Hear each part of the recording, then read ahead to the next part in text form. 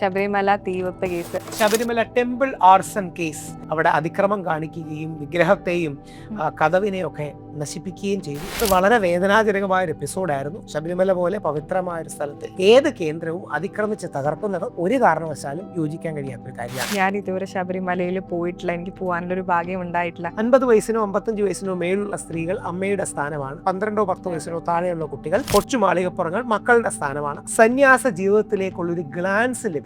ഗാർഹസ്ഥ്യത്തിൽ നിന്ന് മാറി, ഓപ്പോസിറ്റ് ജെൻഡറിൽ നിന്ന് മാറി ഉള്ള കാര്യങ്ങളെല്ലാം അനുഷ്ഠിക്കണമെന്ന് പറയുന്നത്. എന്തിനാണ് ഈ ഇരുമുടിക്കെട്ട് ശബരിമലയ്ക്ക് പോകുമ്പോൾ നമ്മൾ ചെയ്യുന്നത്? യഥാർത്ഥത്തിൽ ഇത് എന്താണെന്നറിയാമോ? ഇത് മിലിറ്ററി ഡ്രില്ലാണ്. അവരുടെ ബ്രിഗേഡിന്റെ പേരാണ് അയ്യപ്പ ബ്രിഗേഡ്. അന്നത്തെ അയ്യപ്പ ബ്രിഗേഡിന്റെ സ്ലോഗനാണ് സ്വാമിയെ ശരണം അയ്യപ്പ.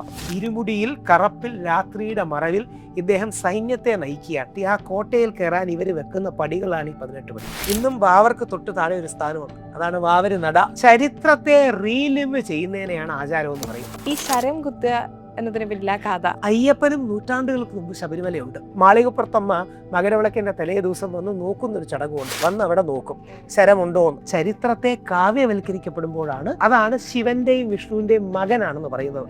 എന്താണ് ഈ മകരവിളക്ക്? 1000 വർഷങ്ങളായി മലയരയന്മാർ എന്ന ഷെഡ്യൂൾഡ് ട്രൈബ് വിഭാഗം അവിടെ മകരവിളക്ക് തെളിയിച്ചിരുന്നത്. മകരജ്യോതി ആകാശത്തെ നക്ഷത്രം, മകരവിളക്ക് ദീപാരാധന.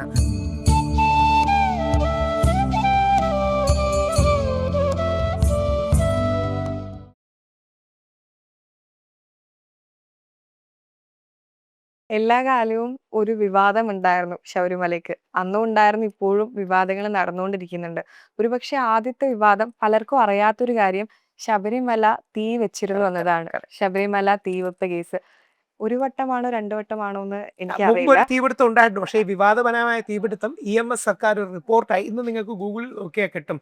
ശബരിമല ടെമ്പിൾ ആർസൺ കേസ് എന്നാണ് പറയുന്നത്. ദൗർഭാഗ്യവശാൽ അന്ന് ഭ്രാന്ത് പിടിച്ച ചില ആൾക്കാർ ശബരിമലയ്ക്ക് അവിടെ അതിക്രമം കാണിക്കുകയും വിഗ്രഹത്തെയും കതവിനെയൊക്കെ നശിപ്പിക്കുകയും ചെയ്തു. അന്ന് നമ്മൾ എല്ലാവരും ഒരുമിച്ച് എല്ലാ മതസൗഹാർദ്ദവും കൂടി നമ്മൾ വീണ്ടും ശബരിമല പുനഃപ്രതിഷ്ഠ നടത്തി. ആ പ്രതിഷ്ഠയിൽ പങ്കെടുക്കാൻ ഭാഗ്യം ലഭിച്ച ആളാണ് എൻ്റെ മുത്തശ്ശൻ കണ്ടൊരു മഹേശ്വരൻ. അത് വളരെ വേദനാജനകമായ ഒരു എപ്പിസോഡായിരുന്നു. ശബരിമല പോലെ പവിത്രമായ ഒരു സ്ഥലത്ത് ഏത് അമ്പലമാകട്ടെ, പള്ളിയാകട്ടെ, മോസ്കോ ചർച്ചോ ആകട്ടെ, വിഹാരമാകട്ടെ, ഏത് കേന്ദ്രവും അതിക്രമിച്ച് തകർക്കുന്നത് ഒരു കാരണവശാലും യോജിക്കാൻ കഴിയാത്തൊരു കാര്യമാണ്. അന്നും അതൊരു വലിയ വിവാദ വിഷയമായിരുന്നു എന്ന കാര്യത്തിൽ സംശയം. ഈ തീവെപ്പിന് ശേഷമാണോ ഇപ്പൊ ശബരിമലയിലേക്ക് ഇത്രയധികം ആളുകൾ ഒഴുകിയെത്തിയത്? അങ്ങനെയൊന്നുമില്ല. കാര്യം ഈ നേരത്തെ പറഞ്ഞ കണക്ക് 200 വർഷം മുമ്പത്തെ കണക്കാണ്. അന്ന് 10-15,000 ആൾക്കാരുണ്ടെന്ന് പറഞ്ഞാൽ അന്ന് ഇന്ത്യയുടെ ജനസംഖ്യ ഏതാനും ലക്ഷങ്ങളിലാണ്. അന്ന് അവർ എഴുതിയിരിക്കുന്ന വാക്ക് the people from the most remote India visited. അതായത് തിരുവിതാംകൂറിൽ നിന്ന് ആൾക്കാർ വരുന്നു എന്നല്ല, കേരളത്തിൽ നിന്ന് ആൾക്കാർ വരുന്നു എന്നല്ല, മദ്രാസ് പ്രസിഡൻസിയിൽ നിന്ന് ആൾക്കാർ വരുന്നു എന്നല്ല, സൗത്ത് ഇന്ത്യയിൽ നിന്ന് ആൾക്കാർ വരുന്നു എന്നല്ല, ദ പീപ്പിൾ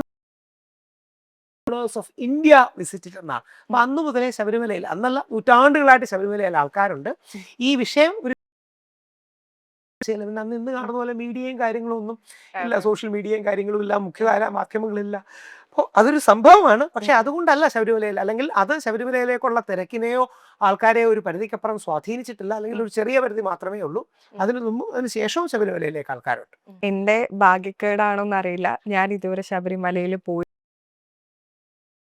അവിടെ വിശ്വാസപ്രകാരം ഇനി ഒരു അത്രയധികം വയസ്സ് കഴിഞ്ഞാലും അതിനും കൂടി 12 മുതൽ 55 വരെയായിരുന്നു. അതായത് ഓരോ പ്രതിഷ്ഠ, ശബരിമലയിലെ പ്രതിഷ്ഠ നൈഷ്ഠിക ബ്രഹ്മചര്യ ഭാവത്തിലുള്ള സ്വാമി അയ്യപ്പൻ വിലയം ചെയ്ത ശ്രീ ധർമ്മശാസ്താവാണ്.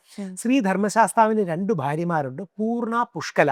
എന്നാൽ സ്വാമി അയ്യപ്പനാണ് നൈഷ്ഠിക ബ്രഹ്മചര്യ ഭാവമുള്ളത്. ആ അയ്യപ്പനെ കാണാൻ പോകുമ്പോൾ ഒരു സന്യാസ ജീവിതത്തിലേക്കുള്ളൊരു ഗ്ലാൻസ് ലഭിക്കുകയാണ്. അതുകൊണ്ടാണ് പത്നി സമേതമോ ഗാർഹസ്ഥ്യത്തിൽ നിന്ന് മാറി, ഓപ്പോസിറ്റ് ജെൻഡറിൽ നിന്ന് മാറി ഉള്ള കാര്യങ്ങളെല്ലാം അനുഷ്ഠിക്കണമെന്ന് പറയുന്നത്. ആ എക്സ്പീരിയൻസ് കൊടുക്കുക. 55 വയസ്സിനോ മേലുള്ള സ്ത്രീകൾ അമ്മയുടെ സ്ഥാനമാണ്. 12 10 വയസ്സിനോ താഴെയുള്ള കുട്ടികൾ കൊച്ചു മാളികപ്പുറങ്ങൾ മക്കളുടെ സ്ഥാനമാണ്. അതുകൊണ്ടാണ് ഓപ്പോസിറ്റ് ജെൻഡറിന്റെ സാമീപ്യത്തിൽ നിന്ന് മാറിക്കോണം. അത് നൈഷ്ഠിക ബ്രഹ്മചര്യം എന്ന് പറയുന്ന ഒരു പ്രത്യേക വിശ്വാസ പദ്ധതിയാണ്. ഇതെല്ലാവരും വിശ്വസിക്കണമെന്നൊന്നുമില്ല, വിശ്വസിക്കുന്നവർക്ക് അത് പ്രാക്ടീസ് ചെയ്യാനുള്ള ഒരിടം. അതാണ് ശബരിമല. എനിക്കറിയില്ല ഭാവിയിൽ എനിക്ക് പോകാനൊരു ഭാഗ്യം ഉണ്ടാവുമെന്ന്. അപ്പോൾ ശബരിമലയിൽ പോകുന്ന ആളുകളുടെ അടുത്ത് എനിക്ക് അസൂയയുണ്ട്. നമുക്ക് പോകാൻ പറ്റിയില്ലല്ലോ, നമുക്കത് കാണാൻ പറ്റില്ലല്ലോ എന്നുള്ളത്. മാളികപ്പുറം സിനിമ ഇറങ്ങിയപ്പോൾ ഒക്കെ ഭയങ്കര സങ്കടമായിരുന്നു. അപ്പോൾ പുറത്ത് നിൽക്കുന്ന നമ്മളെപ്പോലത്തുള്ള ആളുകൾക്കുള്ള കുറച്ച് ഡൗട്ട്സ് ഉണ്ട് ശബരിമലയെക്കുറിച്ച്. അതിൽ ആദ്യത്തെ ഒന്നാണ്, എൻ്റെ അച്ഛൻ ശബരിമലയ്ക്ക് പോവാറുണ്ട്. അപ്പോൾ ആ സമയത്ത് ഞങ്ങൾ അമ്പലത്തിൽ പോയിട്ട് നെയ്യ് നിറയ്ക്കൽ. എന്തിനാണ് ഈ ഇരുമുടി ശബരിമല പോകുമ്പോൾ നമ്മൾ ചെയ്യുന്നത്? അതിൽ നിറക്കുന്ന ശബരിമലയിൽ എത്തിക്കഴിഞ്ഞാൽ എന്താ ചെയ്യുക? 2-3 തലങ്ങളുണ്ട്. ഇതിനൊന്ന് ആചാരപരമായി ആത്മീയമായി കാണാം, 3 ചരിത്രപരമായും കാണാം. ഇതിലെ കൗതുകം, അതായത് കുറച്ചുകൂടെ ശ്രദ്ധിക്കപ്പെടാത്തൊരു ആംഗിൾ ആദ്യം ഹൈലൈറ്റ് ചെയ്യാൻ മറ്റു ചോദ്യങ്ങളിലേക്ക് വരാം. നമുക്ക് എന്താണ് ഇതെന്ന് നോക്കാം. ഈ പേട്ടതുള്ളലും കാര്യങ്ങളും ഒക്കെ കണ്ടിട്ടില്ലേ? പേട്ടതുള്ളൽ കാര്യങ്ങൾ, വാവരുപള്ളി ഡ്രസ് ഇട്ടിരിക്കുന്നത്, ഇതെല്ലാം ഒരു നിമിഷം നമുക്ക് ദൈവത്തെ മാറ്റിവെക്കാം. ഭക്താടനത്തിൽ നിന്ന് തന്നെ, അല്ലെങ്കിൽ ഭക്തിയുടെ നിന്ന് നമുക്ക് ഭക്തി മാറ്റിവെച്ച് ഒരു നിമിഷം നോക്കിയാൽ യഥാർത്ഥത്തിൽ ഇത് എന്താണെന്നറിയാമോ? ഇത് മിലിറ്ററി ഡ്രില്ലാണ്. അതായത് അയ്യപ്പന്മാരുടെ ബാക്ക് പാക്കാണ് ഇരുമുടി. അവരുടെ ബ്രിഗേഡിന്റെ പേരാണ് സ്വാമി, അല്ലെങ്കിൽ അയ്യപ്പ ബ്രിഗേഡ്. ഇവരുടെ ഇന്ന് നമ്മുടെ ഇന്ത്യൻ ആർമിക്ക് വ്യത്യസ്ത ബ്രിഗേഡുകൾക്ക് ഈ സ്ലോഗൻസ് ഉണ്ട്. ജോ ബോലെ സശ്രീഹ, ജോ നമ്മുടെ സിഖുകാരുടെയാണ്. അതുപോലത്തെ ബോലോ തക്ബീർ, അല്ലാഹു അക്ബർ, അങ്ങനെ പല ടാഗ് ലൈൻസും അല്ലെങ്കിൽ സ്ലോഗൻസ് ഉണ്ടെന്ന് കേട്ടു. സ്ലോഗനാണ് സ്വാമിയെ ശരണം അയ്യപ്പ. അതായത് ആ അയ്യപ്പ ബ്രിഗേഡാണ് കറപ്പിൽ, ഇരുമുടിയിൽ കറപ്പിൽ സൈന്യത്തെ നയിക്കുകയാണ്. അതാണ് അമ്പലപ്പുഴ ആലങ്ങാട് സംഘങ്ങൾ. അതിൽ ഇവർ ശബരിമലയിലേക്ക് പോകും. ആദ്യത്തെ ടീമിന്റെ കൂടെ വാവര് പോകുന്നതുകൊണ്ടാണ് രണ്ടാമത്തെ ടീം വാവര് പള്ളിയിൽ പേട്ട തുള്ളാത്തത്. അപ്പോൾ വാവരുടെ സൈന്യവും നായർ പട്ടാളമാണ് ഇവർ. ഈ നായർ പട്ടാളം കൂടി ശബരിമലയിലേക്ക് പോയി തിരിച്ചു പിടിക്കുകയാണ്. ഇനിയും അയ്യപ്പന് നായർ പട്ടാളം ഉണ്ട്, അതാണ് അമ്പലപ്പുഴ ആലങ്ങാട് യോഗം. മുസ്ലിം പട്ടാളമുണ്ട്, അതാണ് വാവരുടെ നേതൃത്വത്തിൽ. അയ്യപ്പൻ ഒരു മലയരെ പട്ടാളമുണ്ട്, ഷെഡ്യൂൾഡ് ട്രൈബ്. അയ്യപ്പൻ പഠിച്ചതൊരു ഈഴവ കളരിയിലാണ്. നമ്മുടെ ചീരപ്പൻ ചിറയിലെ ഈഴവ മൂപ്പന്റെ കളരിയിലാണ് അയ്യപ്പൻ പഠിക്കുന്നത്. അവിടെ ലളിത 2 പേരുകൾ റെഫറൻസ് ഉണ്ട്. അതിൽ ആ പെൺകുട്ടിയാണ് മാളികപ്പുറത്തമ്മയിലേക്ക് ലയിച്ചു ചേരുന്നത്. ഒരു ഫാസിനേറ്റിംഗ് ഹിസ്റ്റോറിക്കൽ സ്റ്റോറി അതിനകത്തുണ്ട്. അത് കാൽപ്പനികമല്ല, ചരിത്രത്തിൽ സംഭവിച്ച ശബരിമല മറവപ്പടയിൽ നിന്ന് തിരിച്ചു പിടിച്ച ഗംഭീരമായ ഒരു യുദ്ധമുണ്ട്. ഈ കഥയിലെ വില്ലൻ ഉദയനൻ എന്ന് പറയുന്ന മറവപ്പടയുടെ തലവനാണ്. അദ്ദേഹത്തിൽ നിന്ന് അയ്യപ്പൻ ശബരിമല തിരിച്ചു പിടിക്കുകയാണ് ഉണ്ടായത്. ഇതാണ് ശബരിമലയുടെ ഹിസ്റ്റോറിക്കൽ കോണ്ടെക്സ്റ്റ്. ഇന്ന് നമ്മൾ ബാക്ക് പാക്ക് എന്ന് പറയുമല്ലോ, അന്നത്തെ ബാക്ക് പാക്ക് അത്യാവശ്യമുള്ള ഫുഡ്, എണ്ണ, തേങ്ങ, ഇതെല്ലാം ആണ്. കറുപ്പ് വസ്ത്രം ധരിക്കുന്നത് രാത്രിയുടെ മറവിൽ പോകുമ്പോൾ പലപ്പോഴും ഇവരെ ഐഡന്റിഫൈ ആയിരിക്കാൻ മേളിൽ ചെന്ന് മറ്റേ കല്ലെറിയുക എന്നൊരു ചടങ്ങുണ്ട്. താഴെ നിൽക്കുന്നവരെ അല്ലെങ്കിൽ എതിർ ഭാഗത്തെ കല്ലെറിഞ്ഞ് അല്ലെങ്കിൽ ആയുധങ്ങൾ വയ്ക്കുകയാണ്. ഓരോ കോട്ടകളുടെ പേരെടുത്താൽ ഇഞ്ചിപ്പാറ കോട്ട, തലപ്പാറ കോട്ട, അങ്ങനെ വ്യത്യസ്ത വഴികളിലൂടെ കയറാൻ ഈ കോട്ടകൾ ഓരോന്നായി തിരിച്ചു പിടിച്ച് അവസാനം ശബരിമല തിരിച്ചു പിടിക്കുകയാണ്. ശബരിമല ഫോട്ടോയിലൊക്കെ കണ്ടിട്ടുണ്ടല്ലോ, ജസ്റ്റ് ഒന്ന് നോക്കിയാൽ മതി. ഒരു കോട്ടയുടെ മേലിലുള്ളതാണ്. ഇൻ ഓൾ പോസിബിലിറ്റി, ഡോക്യുമെന്റഡ് അല്ല, ഇൻ ഓൾ പോസിബിലിറ്റി ആ കോട്ടയിൽ കയറാൻ ഇവർ വെക്കുന്ന പടികളാണ് ഈ പടി. ആ കോട്ടയുടെ മേളിലേക്ക് കയറാൻ അങ്ങനെ ഫാസിനേറ്റിംഗ് ആയ ഒരു ഹിസ്റ്റോറിക്കൽ കോണ്ടെക്സ്റ്റ് ഉണ്ട്. അയ്യപ്പന്റെ കൂടുള്ള പട്ടാളം, ആ പട്ടാളത്ത് അവരെ ജയിക്കുന്നു, ശബരിമല തിരിച്ചു പിടിക്കുന്നു. അപ്പോൾ ഇൻ ഓൾ പ്രോബബിലിറ്റി അവിടെ വെച്ച് വാവരടക്കം, വാവർക്ക് തൊട്ട് താഴെ ഒരു സ്ഥാനമുണ്ട്, അതാണ് വാവര് നട എന്ന് പറയുന്ന സ്ഥാനം അവിടെയുണ്ട്. മാളികപ്പുറത്തമ്മ അല്ലെങ്കിൽ ലീല അല്ലെങ്കിൽ ലളിത, മാളികപ്പുറം, ഇതെല്ലാം ഹിസ്റ്റോറിക്കൽ കോണ്ടെക്സ്റ്റ് ആണോ? ആണ്. 2 പേരുടെ പുസ്തകങ്ങളാണ് ഇതിന് അവലംബം. ഒന്ന് PR രാമവർമ്മ രാജ, അദ്ദേഹം എഴുതിയ ശബരിമലയുടെ ചരിത്രം, അയ്യപ്പ ചരിത്രമുണ്ട്. 2 മദ്രാസ് യൂണിവേഴ്സിറ്റിയുടെ തലവനായ ഡോക്ടർ S അദ്ദേഹം എഴുതിയ ശബരിമല ചരിത്രാഖ്യാനം പുസ്തകത്തിന്റെ പേര് ഇവർ 2 SK നായർ സാറിന്റെ പുസ്തകവും PR രാമവർമ്മ രാജ ഇതിന്റെ സ്രോതസ്സുകളാണ്. 1940കളിൽ തന്നെ എഴുതിയ സ്രോതസ്സുകളാണ്. അതിനർത്ഥം എന്ന് പറയുന്നത് ഇന്നത്തെ അങ്ങോട്ടും ഇങ്ങോട്ടും തർക്കിക്കുന്ന ലെഫ്റ്റ് റൈറ്റ് ഹിസ്റ്ററിക്ക് അപ്പുറം കുറെ കൂടെ ഫാക്ച്വലായി രാഷ്ട്രീയം കലരാത്തൊരു ചരിത്രമുണ്ട്. ഇനി എന്താണ് ഈ ആചാരങ്ങൾ? ഹിന്ദു മതത്തിന്റെ മാത്രമല്ല, നമ്മുടെ ക്രിസ്തീയ സഹോദരന്മാരുടെ, ഇസ്ലാമിക സഹോദരന്മാരുടെ, ജൂത സഹോദരന്മാരുടെ, ബുദ്ധ സഹോദരന്മാരുടെ, ജൈനന്മാരുടെ, സിഖുകാരുടെ ചരിത്രത്തെ റീലിവ് ചെയ്യുന്നതിനെയാണ് ആചാരം അതായത് ചരിത്രത്തിന്റെ ഏതോ ഘട്ടത്തിൽ നടന്ന കാര്യങ്ങളെ നമ്മൾ റീലീവ് ചെയ്യുകയാണ്. ഞാൻ നമ്മുടെ ജെറുസലേമിൽ പോയി യേശു ക്രിസ്തുവിനെ അദ്ദേഹത്തെ കുരിശിലേറ്റിയ മലയിലും ഗാഗുൽത്ത മലയിലും അടക്കമുള്ള പല സ്ഥലങ്ങളിലും പോയി അവിടുത്തെ ഈ ചർച്ച് ഓഫ് സെബുൽഷ്രേ അവിടെ സ്ഥലങ്ങളിൽ പോയി എക്സ്പീരിയൻസ് ആണ്. ഈ പാതയിലൂടെയാണ് യേശു നടന്നതെന്ന് പറയുമ്പോൾ രോമാഞ്ചം വരും. ആ രോമാഞ്ചത്തിന്റെ ഭാഗമായി ഇതേപോലെ അയ്യപ്പൻ കൂടെ അവർ വീണ്ടും പോയി സ്വാമി അയ്യപ്പനെ കണ്ട് പ്രണാമം അർപ്പിക്കുന്ന അതിന്റെ ഭാഗമായിട്ടാണ് നെയ്ത്തേങ്ങ നിറയ്ക്കുന്നത്. ഇനി ഇതിനൊരു ആത്മീയ കാഴ്ചപ്പാടുണ്ട്. അത് പുണ്യപാപ, അതുകൊണ്ടാണ് നമ്മുടെ പാട്ടിൽ പോലും പുണ്യപാപ ചൂടുകളാം ഇരുമുടി കെട്ടാൻ പഠിച്ച് വിട്ടാൻ വലുതുന്നകൾ. അത് നമ്മുടെ പുണ്യവും പാപവുമാണ്. അത് സ്വാമി അയ്യപ്പനിലേക്ക് ലയിക്കുന്നു തുടങ്ങിയ സങ്കല്പങ്ങളുണ്ട്. അതുകൊണ്ടാണ് അവിടെ ചെന്ന് നമ്മൾ തേങ്ങ സമർപ്പിക്കുന്നത്, നെയ്യ് കൊടുക്കുന്നത്. ഇതെല്ലാം അതിന്റെ ഭക്തിയുടെ കണ്ണാണ്. അപ്പോൾ ഈ 3 തലങ്ങളിലും കാണാം. ആചാരങ്ങളുടെയും ഭക്തിയുടെയും കണ്ണിൽ കാണാം, അത് ഫിലോസഫിയായ സ്പിരിച്വാലിറ്റിയുടെയും കാണാം, ചരിത്രപരമായ ഒരു കണ്ണിൽ കാണാം. ഏത് കണ്ണിൽ ഒരു ഭക്തൻ കൂടുതൽ കാണുന്നത് ഭക്തിയുടെ കണ്ണിലായിരിക്കും. ഒരു ചരിത്ര വിദ്യാർത്ഥി കൂടുതൽ കാണുന്നത് ചരിത്രത്തിന്റെ ദൃഷ്ടാന്തത്തിലായിരിക്കും. അവർക്ക് അയ്യപ്പൻ ആരാണെന്ന് അന്വേഷിക്കലായിരിക്കും പ്രധാനം. എന്നാൽ ഭക്തന് അയ്യപ്പൻ എന്ന ദൈവത്തെ ആയിരിക്കും പ്രധാനം. ആത്മീയവാദിക്ക് അതിന്റെ ദാർശനികതയായിരിക്കും പ്രധാനം. ഈ 3 ആംഗിളിലൂടെ കാണുന്നതിനും ശരിയുണ്ട്. ഈ ശരം കുത്താന്ന് കേട്ടിട്ടുണ്ട്. പണ്ട് അയ്യപ്പന്റെ സീരിയലൊക്കെ ഇങ്ങനെ കണ്ടിട്ടുണ്ടായിരുന്നു. നമ്മൾ ആദ്യം ചരിത്രം പഠിക്കുന്നത് ഈ സീരിയലുകളിലൂടെയാണ്. മഹാഭാരതം, സ്വാപ്പൻ തുടങ്ങിയ സീരിയലുകളിലൊക്കെ കണ്ടിട്ടുണ്ട്. ജന്മ ഉദ്ദേശം അത് കഴിഞ്ഞതിന് ശേഷം ഒരു ശരമെറിയുന്നു വനത്തിലേക്ക്. ഇവിടെ എനിക്ക് ഒരു അമ്പലം പണിയണം എന്ന് പറയുന്നു. ആ രീതിയിലാണ് ഞാൻ കണ്ടത്. എനിക്ക് തെറ്റുണ്ടോന്ന് അറിയില്ല. അപ്പോ ഈ കുത്തുക എന്നതിന് പിന്നിലെ കഥ ആധികാരികമായി തെറ്റില്ല. പക്ഷെ ഹിസ്റ്റോറിക്കലി പറയുമ്പം ശബരിമല അയ്യപ്പന് മുമ്പും ഉണ്ട്. അതായത് ടെക്നിക്കലി നാളെ സൂര്യ റൈറ്റ് ടു ഇൻഫർമേഷൻ വെച്ച്, റൈറ്റ് ടു ഇൻഫർമേഷൻ ശബരിമലയിൽ ആപ്ലിക്കബിൾ ആണ്. എൻ്റെ ഇവരുടെ പേരിൽ കൊടുത്ത പെറ്റീഷനിലാണ് അത് ആപ്ലിക്കബിൾ ആകുന്നത്. ശബരിമലയിലെ പ്രതിഷ്ഠ ഏതാണെന്ന് ചോദിച്ചാൽ അവർ ശബരിമലയിലെ പ്രതിഷ്ഠ ശ്രീധർമ്മശാസ്താവെന്നേ പറയും. അതായത് അയ്യപ്പനും നൂറ്റാണ്ടുകൾക്ക് മുമ്പ് ശബരിമലയുണ്ട്. ആ ശ്രീധർമ്മശാസ്താവിലേക്ക് സ്വാമി അയ്യപ്പൻ വിലയം ചെയ്യുകയാണ് എന്നുള്ളതാണ് അതിന്റെ ഫാക്ട്. അപ്പോൾ ഇനി ശരം കുത്തി അടക്കം ശരം കഴിയുന്നതിനും വ്യത്യസ്ത വ്യാഖ്യാനങ്ങളും ദർശനങ്ങളും ഉണ്ട്. ഒന്ന്, ഈ ശരത്തെ നോക്കിയാണ് മാളികപ്പുറത്തമ്മ, അതായത് അയ്യപ്പൻ പറയുന്നത് എൻ്റെ ജീവിതം ധർമ്മത്തിനും ദേശത്തിനും വേണ്ടി ഞാൻ മാറ്റിവെക്കുക, ഈ ഉദ്ദേശം കഴിഞ്ഞാൽ മാളികപ്പുറത്തമ്മയെ സ്വീകരിക്കാമെന്നാണ്.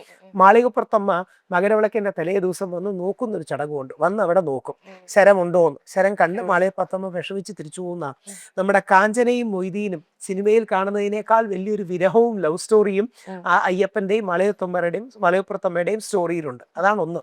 2, അയ്യപ്പൻ അത് ആലങ്കാരികമായി പറയുന്നതാണ് ഒരു ശരമോടെ വരുന്നു. പക്ഷെ ആ അമ്പലം അതിനു മുമ്പും ഉണ്ട്. ആ അമ്പലം മുമ്പുള്ളതിന് നമുക്ക് റെക്കോർഡ്സും ഉണ്ട്. ആ അമ്പലം അതിനു മുമ്പും ഉണ്ട്. അതായത് അയ്യപ്പന്റെ പിതാവായ ജയന്തന്റെ പിതാവ് അവിടെ ഒരു പൂജാരിയായിരുന്നു എന്നും ഈ മറവപ്പടയുടെ ആക്രമണത്തിൽ അദ്ദേഹത്തിന്റെ മറവപ്പടയുടെ കൊന്നു എന്നും ഉദയൻ അടക്കമുള്ളവർ അദ്ദേഹത്തെ വധിച്ചു എന്നും അയ്യപ്പന്റെ അച്ഛൻ യഥാർത്ഥത്തിൽ തൻ്റെ മകനെ തൻ്റെ ആഘാതത്തിന് പ്രതികാരം നൽകാനായിട്ടാണ്, അല്ലെങ്കിൽ പ്രതികാരമല്ല നീതി തേടാനാണ് വളർത്തിയതെന്നും ഒക്കെ അതിൻ്റെ ഒരു ചരിത്രമാണ്. അപ്പോൾ അയ്യപ്പന്റെ അച്ഛൻ്റെ പേര് ജയന്തൻ, അമ്മയാണ് മണികണ്ഠൻ ഉണ്ടാകുന്നത്. ഈ മണികണ്ഠനെയാണ് രാജശേഖരൻ എടുത്ത് വളർത്തുന്നതും ഇന്ന് കാണുന്ന ദൈവമായ കോടിക്കണക്കിന് ആൾക്കാരുടെ ആശ്രയ കേന്ദ്രമായ ദൈവമായി അദ്ദേഹം മാറുന്നത്. അതായത് ഇനി മിത്തോളജിയും കൂടെ നമ്മൾ അറിഞ്ഞിരിക്കണം. Mythology is psychology written in stories. Mythology is psychology in എന്ന് പറഞ്ഞാൽ കഥകളിലൂടെ ഒരു മനഃശാസ്ത്രം ആശയപരമായി കൺവേ ചെയ്യുക. Mythology is history in poetry. അതായത് ചരിത്രത്തെ കാവ്യവൽക്കരിക്കപ്പെടുമ്പോഴാണ് മിത്തോളജി ഉണ്ടാകുന്നത്. അതാണ് ശിവന്റെയും വിഷ്ണുവിന്റെയും മകനാണെന്ന് പറയുന്നത്. എന്ന് പറഞ്ഞാൽ ശൈവരെയും വൈഷ്ണവരെയും ഒന്നിപ്പിച്ചു എന്നേ അർത്ഥമുള്ളൂ. അത് കുട്ടികൾക്ക് പറഞ്ഞു കൊടുക്കാൻ വേണ്ടിയാണ് ശിവന്റെയും വിഷ്ണുവിന്റെയും മകനായി മോഹിനി രൂപത്തിൽ വന്നത്. അത് അന്നത്തെ ബാലരമ അമർചിത്ര കഥയ്ക്ക് വേണ്ടി എഴുതി കൊടുത്താണ്. നല്ലതുമാണ്, ഒരു തെറ്റുമില്ല. പക്ഷെ നമ്മൾ ബാലരമ അമർചിത്ര കഥ ലെവലിൽ നിൽക്കരുത്. ഒരു 15-18 വയസ്സാവുമ്പോൾ അതിന്റെ പിന്നിലുള്ള ചരിത്രവും ദർശനവും, ഹിസ്റ്ററി ആൻഡ് ഫിലോസഫി, അത് സീഖിയാണ്. ഓക്കെ. മകരവിളക്കിനെ കുറിച്ച് പറയുമ്പോൾ ചില ചാനലുകൾ കൊടുക്കുന്നത് മകരവിളക്ക് തെളിഞ്ഞു എന്നാണ്, ചില ചാനലുകൾ കൊടുക്കുന്നത് മകരവിളക്ക് കത്തിച്ചു എന്നാണ്. എന്താണ് ഈ മകരവിളക്ക്? കൃത്യമായി ക്ലാരിഫൈ ചെയ്ത് ഞാനാണ്. സിമ്പിളായിട്ട് പറഞ്ഞാൽ ഇത്രയേ ഉള്ളൂ. ആ ചിത്രമായിട്ട് എടുത്ത് കാണിക്കാം. ഇതാണ് മകരജ്യോതി, ഇതാണ് മകരവിളക്ക്. മകരജ്യോതി എന്ന് പറഞ്ഞാൽ ഒരു നക്ഷത്രമാണ്. ആ നക്ഷത്രത്തിന്റെ പേര് സിറിയസ് ബി എന്നാണ്. അതായത് നമ്മുടെ നഗ്ന നേത്രങ്ങൾ കൊണ്ട് കാണാൻ സൂര്യൻ കഴിഞ്ഞാൽ ഏറ്റവും പ്രകാശമാനമായ നക്ഷത്രമാണ് ഈ സിറിയസ് എന്ന് പറയുന്ന നക്ഷത്രം. ഈ നക്ഷത്രം 6:46, 6:48 റേഞ്ചിലാണ് ആകാശത്ത് ഉദിക്കുന്നത്. അതായത് ആകാശത്ത് സൂര്യൻ ഉദിക്കുന്നത് പോലെയാണ് നക്ഷത്രം ഉദിക്കുന്നത്. ഉദിക്കുന്നതെന്ന് പറഞ്ഞാൽ ഭൂമി കറങ്ങി വരുമ്പം കാണാൻ പറ്റുന്നത്, അത്രയേ ഉള്ളൂ. ഇതാണ് മകര ജ്യോതി. ഈ ജ്യോതി ആകാശത്ത് കാണുമ്പോൾ ശബരിമല ഇവിടെയാണെങ്കിൽ ശബരിമലയേക്കാൾ മുകളിലുള്ള സ്ഥലമാണ് പൊന്നമ്പലമേട്. ആ പ്രയോഗം കേട്ടുക. ഈ പൊന്നമ്പലമേട്ടിൽ ഒരു തിട്ട പോലെയുണ്ട്. ഈ പൊന്നമ്പലമേട്ടിലാണ് ഏകദേശം 1000 വർഷങ്ങളായി മലയരയന്മാർ എന്ന ഷെഡ്യൂൾഡ് ട്രൈബ് വിഭാഗം അവിടെ മകരവിളക്ക് തെളിയിച്ചിരുന്നത്. ഈ 3 തവണ മകരവിളക്ക് തെളിയുന്ന കണ്ടു കാണും, ശ്രദ്ധിച്ചു കാണും അല്ലെ? 3 തവണയാണ് തെളിയുന്ന കാണിക്കും. എന്താണ് ആ 3 തവണ എന്നറിയാമോ? ദീപാരാധനയാണ്. 3 തവണ ദീപാരാധന ഒഴിയുകയാണ്. അങ്ങനെ മലയരയന്മാർ ചെയ്തിരുന്ന ദീപാരാധനയാണ് മകരവിളക്ക്. അതായത് മകരജ്യോതി കത്തിക്കുന്നതാണോ എന്ന് ചില ആൾക്കാർ എന്നോട് ചോദിക്കും. ഞാനപ്പോൾ അവരോട് പറയും, ദൈവം കത്തിക്കുന്നതാണ്, ഇല്ലെങ്കിൽ ആകാശത്ത് കത്തൂലല്ലോ. നമുക്കാർക്കും ആകാശത്തൊരു കാര്യം കത്തിക്കാൻ കഴിയില്ലല്ലോ. അതുകൊണ്ട് മകരജ്യോതി നക്ഷത്രമാണ് മകര വിളക്ക് എന്ന് പറയുന്നത്. അതുകൊണ്ടാണ് മകര വിളക്ക് എന്ന് പറയുന്നത്. പല ആൾക്കാർക്കും കൺഫ്യൂഷൻ വന്നത് മകരജ്യോതിയും മകരവിളക്കും തമ്മിലാണ്. മകരജ്യോതി ആകാശത്തെ നക്ഷത്രം, മകരവിളക്ക് ദീപാരാധന. അത് മലയരയന്മാർക്ക് തിരിച്ചു കൊടുക്കാനുള്ള ഒരു ലീഗൽ ഫൈറ്റിലാണ് ഞങ്ങൾ ഒരുപാട് ശ്രമിച്ചു, പൂർണ്ണമായിട്ടും കൊടുത്തിട്ടില്ല. ഹൈക്കോടതിയിലടക്കം ആ കേസുണ്ട്. SC/ST കമ്മീഷനിൽ ഇവർ ഷെഡ്യൂൾഡ് ട്രൈബാണ്. ആദ്യമായിട്ട് SC/ST അല്ലാത്ത ഒരാളുടെ കേസ് എടുത്ത് എൻ്റെ ആയിരിക്കും.